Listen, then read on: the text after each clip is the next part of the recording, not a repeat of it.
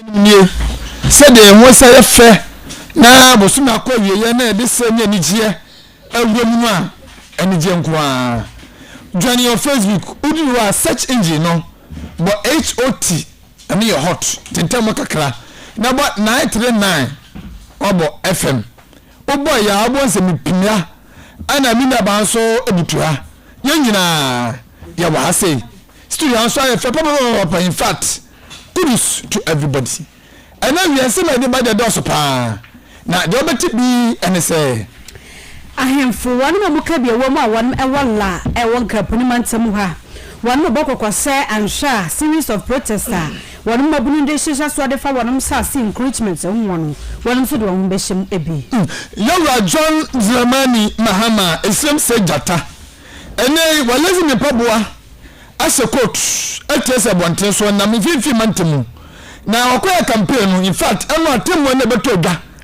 Dr. Kessel Atoforsen ane Attorney General Samuno Penisu Drano Atumbi wakoya na wapa wabenfu jena no pokwaji honto machira de hia won mo mfimfi mantam wahya na nanom bose Commander Sugar Factory so ba ebesan ye ejuma yo anya mo a monum ya modani muntie mo program nam no se sia de wildlife division amowo Forest Commission mo hwe yakoya nyina de ma ya chese ene da 31st everything was 1st August mo bia ni nomunam we are so say otwe opuro kusie ene kankane wokumbia emnanu emibesi wahine popura womo na nana matena nkonya meche mo traditional area nana kwaku dankwa watoso miensa wochemu se wamahini ni penyepa won kranza editu dwase nsase bi ya ne dia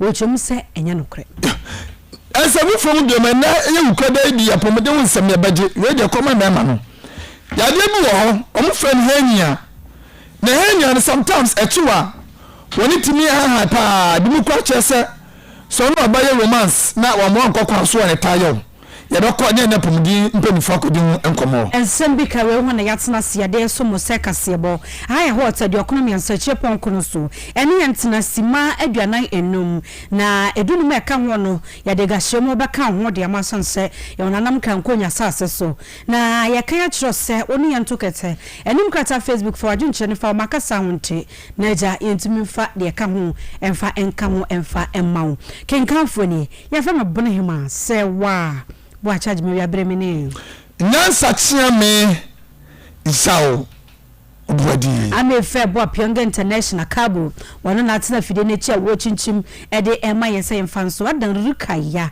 alaji uma ade na manim kata Facebook so abusafo kwa mada hwede mada woroma ene die mu ya be shase the station the simple all day hot 93.9 abusafo ya shase ahemfone wonu moka bia wo mu chinsa no opinion leaders awon ewola ewon kapuni mantam ha kire se wonu mani aberpa na wonu mabunu bi meche youth of la wonu chemu se wonu musa sia ewo se wonu nyaso mfaso prede die no empanimfo bi de ma private investors bi ama wonu afa enti wonu mtena se nyenhwe ha ma saade no enkoso na wo chemu se de mabunu ya no wonu ta wonu machi pa sanse wo bi a wapa ade akokotokwa ne yema mabro de ofu dua paso ye piano wose de mabunu ni ya ne kwanso a eno enti na ewose wonu timi eta wonu echi wose asia ne sen eba ne sen ama na sabre ya wonu sa asia wose wonu etimi nyaso mfaso pride die no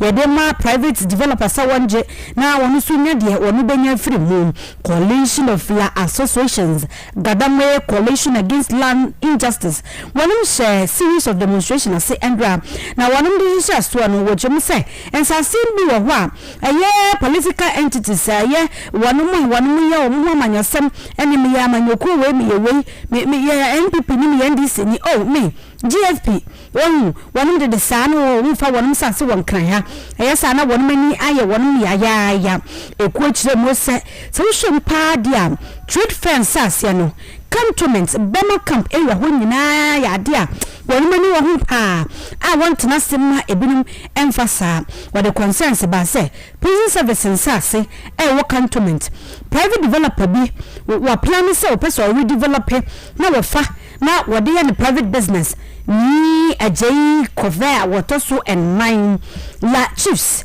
wonu eka wonu hubi na wodie mu chem say demonstration ba biadu na ha wode hu ba jimbi wonu don ko na plan kasa hot morning drive jumedies within the time frame that they requested. If not so, we will join them for the next series of demonstration until we get what we want. We are not worried because we learned it was about the route. They also expressed their concern about we using the Burma camp area because the military, we have issues with the military and that can generate. Our issue with the military, we do not even consider it as an issue because the land that was released for us around that area, it's in our name now.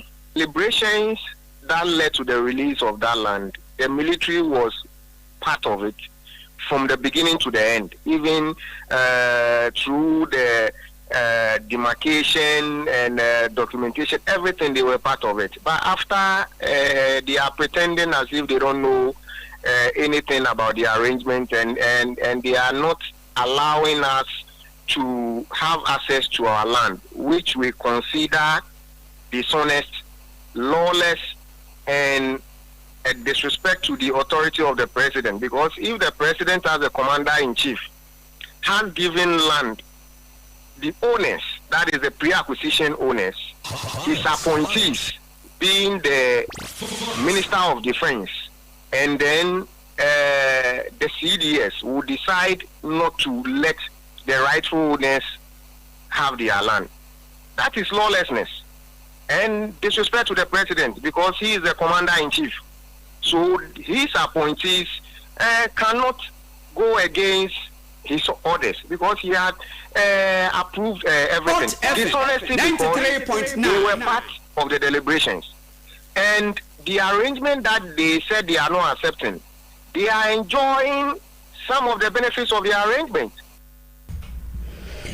Amusafo na chasadie ekoso no wani mani abrepa o chemu sadie ekoso won sasesa mu wadwe ho a wontiase wotiase a wanfa nkwa dwendwem Hot FM 93.9 Kane mampeni John Dramani Mahama ene wonu etu franka diama ND Samanuko no awo afuwe abatoni na emoso adina no atum amra ensema beto dwa ni nyina efa Dr. Kessel ato forcing wane attorney general sensem ambulance case no penin so akasa na nasem nyane se onim de ntia na attorney general Godfred yebo adame asasemi na nani womu odwon wa ontiase nso kura enyeyi pani a chese ase attorney general ya yewe oye MPP adwuma nembum onye omanadwuma na oka ama Ghana fo nyina so ate se awasa atoni gemade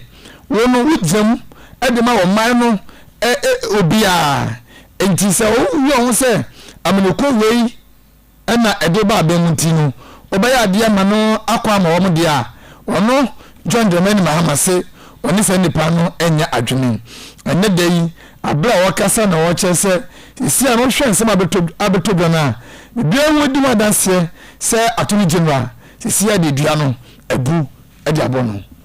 that he's innocent. We believe that this prosecution should never have taken place.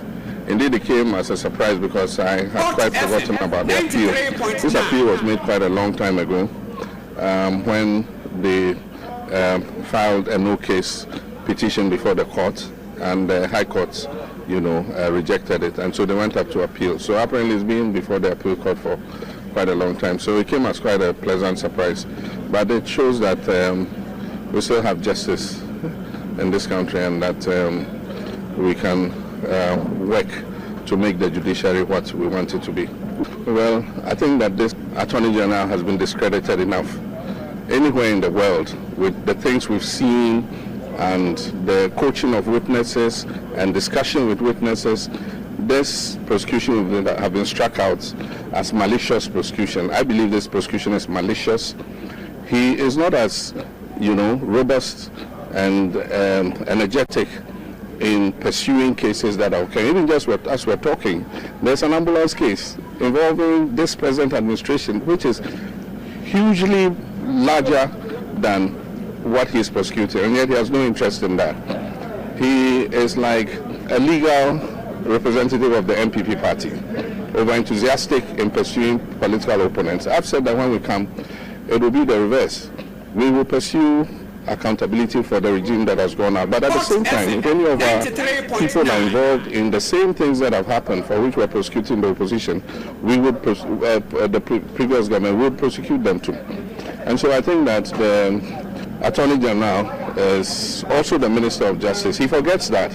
He thinks that he's just the Attorney General. The Minister of Justice is supposed to ensure fairness. Anywhere else in this world, this case would have been, and he would never even have come to court, not to talk about talking with witnesses, having conversations with witnesses and trying to tell them what to do. This case should have Yara John Dramani Mahama wie no chese the niaje ewo atemo adwumanu indeed when say ya watemofo a omo edinukure na omomma adwumanu ekoboko oka amagana fo nyina so ate se oba ba mu biemu obehwe amatemo adwumanu gidia ejira no ebesanso ababiem. Not that we've suddenly found our voice. I do think that despite the issues we have with the judiciary, there are judges who are fair-minded. We're not talking about all judges. In some cases, we criticize judgments. I mean, for instance, to say that your birth certificate cannot be a proof of your identity as a citizen. I don't agree with that judgment. But they pronounce it, and we've abided by it. We sent an election petition, we're thrown out. I said, I respect the judgment of the courts. So we've always respected the judgment of the court. As president, I can say that I never, ever once interfered in the administration of justice. Even though the Chief Justice was a church member of mine, I can say on authority that I never, ever discussed one case with him. I left it to the judges, the wisdom of the judges, to make those determinations. In this government, we know and we've heard of manipulation of justice. Judges are called and told what decisions to take and all that. I do think that we give judges tenure, security of tenure, so that they can be fair-minded in what they do. And I'm prepared to work with the judiciary to create the kind of judiciary we deserve. The judiciary is the last arbiter in all the three arms of government when it comes to any dispute. And the judiciary creates an environment for investors to come. If investors believe that they can get a fair hearing in case of any commercial disputes or anything, they will come into your country. Unfortunately, the message that goes out there is that we're able to manipulate our courts against investors. And so sometimes it sends a bad signal for investment. I'm prepared to come as president, work with the Chief Justice, work with the Judicial Council to make sure that we have a judiciary that is fair, that dispenses justice to all without recognition of your political or ethnic color, without recognition of who you are. And so I think that there is a landmark decision. And if I was the Attorney General, I'll just let it rest there. But I hear he says he's going to go to the Supreme Court. It shows how malicious his eagerness to prosecute this case. And I can't Penny John Dramani Mahama and they want to Franka Diama NDC Aminukuno. Hot FM 93.9. Now to Franka Diama NDC Amanoko 1 months and Wakacha and Anamwa one Ewa commander say 1 years say. So about Commander Sugar Factory no Sabandama Aya Juma said the Sana Fatanti 1 to Aban Famano. Now what the way now to Jawabra or Benfu Jenano Pokwa Jemai. Wokwa Yeden Quachan and Anam Samadama Mamodeshi. 1 minute crew, some young penny per my bedetry. It is Miss Yamwa Monsha.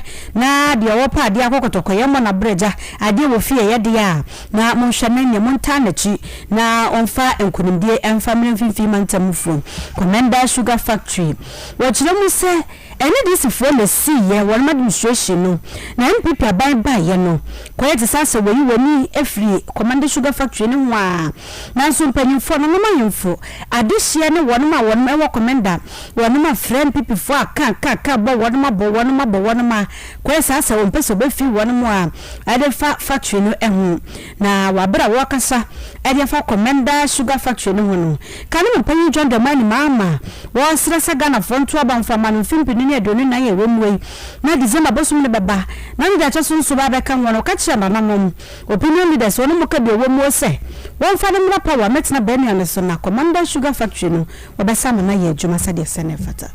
But we left significant additions to the infrastructure of this region. The 8 years of Pastor Mills and my administration, we built the Commander Sugar Factory that has been recklessly abandoned under this administration. And I can assure Nananom and our father from Central Commander that when we come, we shall do everything in our power to operationalize the Commander Sugar Factory so that it can